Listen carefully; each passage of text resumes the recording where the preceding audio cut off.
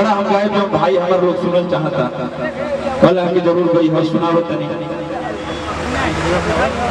ए जितना लोग जुटल बा केहू झूठ ना बोली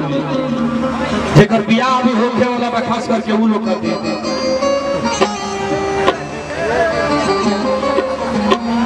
हां जेकर बियाह होखे वाला बा वो लोग खातिर बा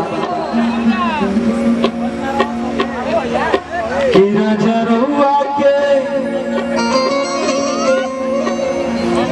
हे राजा जिरुआ के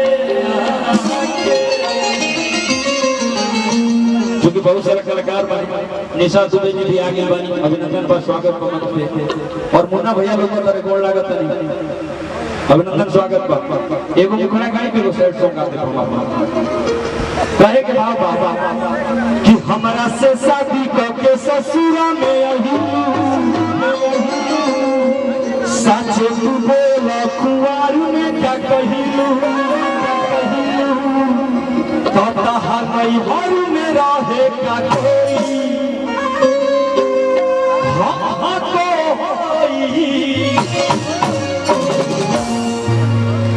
जब लिखवा खोले बनी तहार नहीं हर में रहे का कोई तो लड़कियों एडवांस हो गई बारी सब दुनिया डिजिटल हो गई बा